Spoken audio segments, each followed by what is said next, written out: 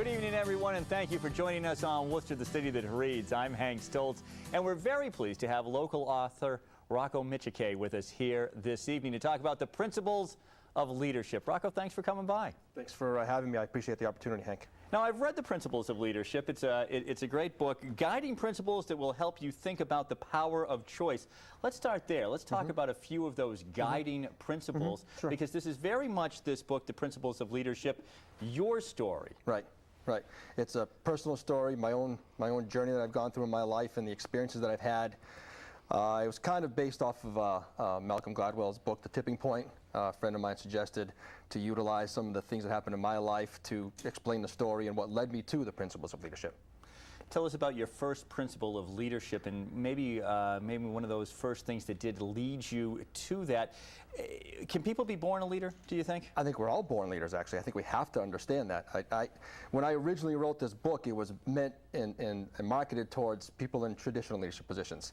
But it's evolved in time, and I'm realizing as I continue to think and push myself to think more often that it's about everyone understanding the leadership that they have in them. And I even talk about my own sons at 10 and 6 years old, that they have leadership in them because leaders influence people. And when you understand that basic term of leadership, then we have to have guiding principles to understand. Now, to be a leader, I mean, does that mean that you have to be the boss, that you have to be that authority figure, or are there different kinds of leadership? Because sometimes, and I think that you get at this a little bit in the book too, you don't want to be seen as that bully out there in the front, pushing people or telling them what to do sometimes. I think true leaders understand that there are times you lead and there are times that you follow. You know, you can be influenced and you can't influence people, and you have to understand the right way of influencing people. I think it's a matter of understanding and guiding people to be more genuine in the way that we do things. I think that a lot of what's going on in this country right now is a manifestation of our choices and our thoughts.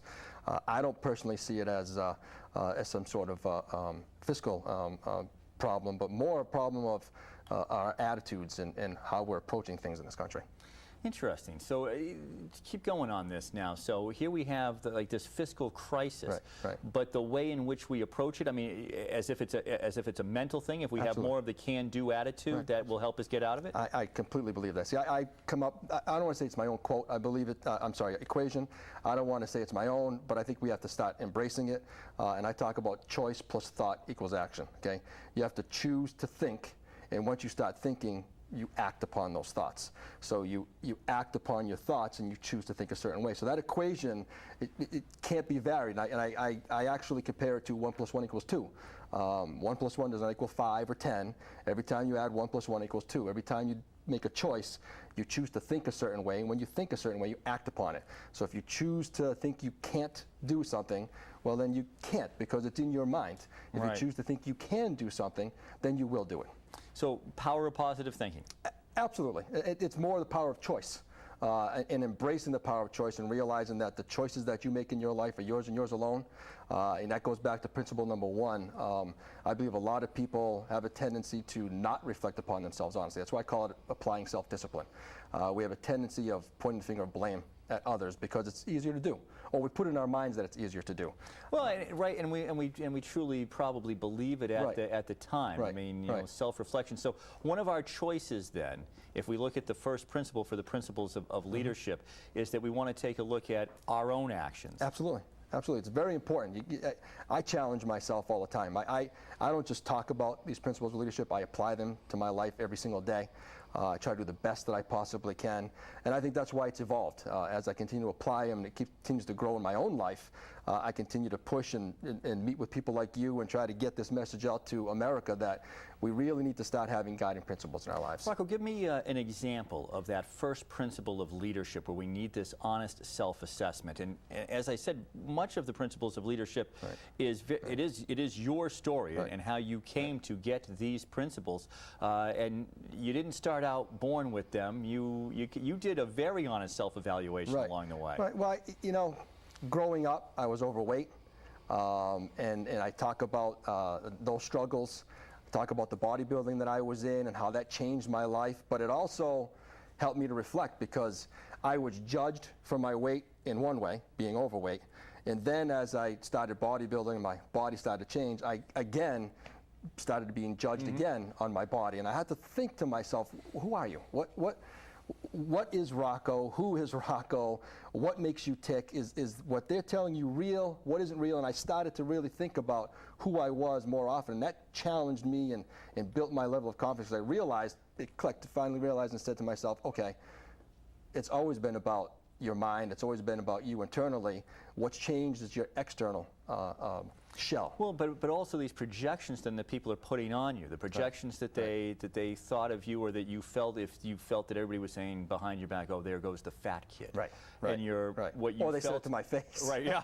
or what you felt after you had been involved in bodybuilding, Right. and that people were projecting on you. Right. Yeah, very interesting. So how then do you stay true? What's a way in which we can stay true to ourselves and not lose our heads over what people are saying about us? Well, you gotta make sure you understand what is true and what isn't. I mean, you're not gonna make friends with everybody.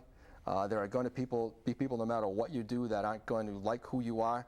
I try and rationalize who's saying it and how they're saying it and who it is, quite frankly. If they're Again, in my and that life. comes back to this first principle then of this honest self-evaluation. Right. But most of us, and this is very true, and I think that this is very difficult for people in leadership positions.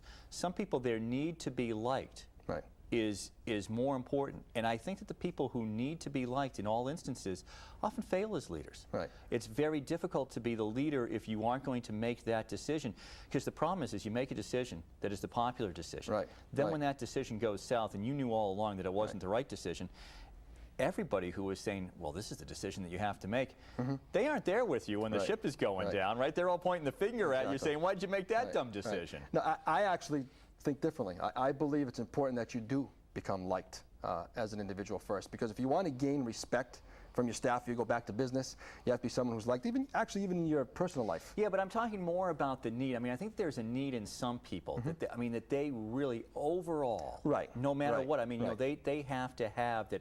I really want people to like me, and that leads them not to make.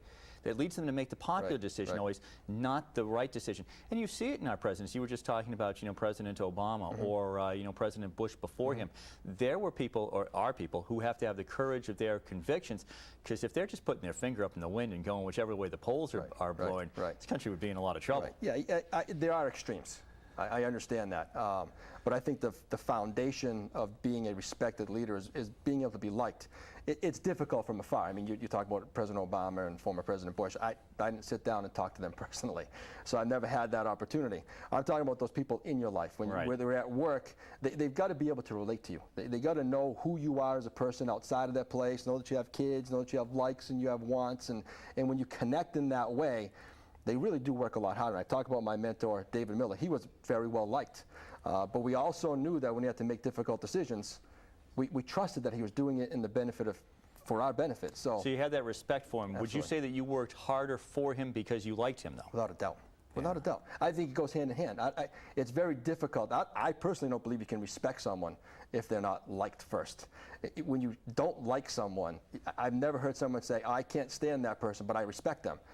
They go hand in hand. And if you want to gain respect, you have to be able to gain that likability so that people can relate to you and they want to work hard. And one of the things I talk about in the book, too, is, again, going back to business, but it's evolved from that point, is that the studies have shown that people who like or trust rather their managers are 200% more productive than those who don't.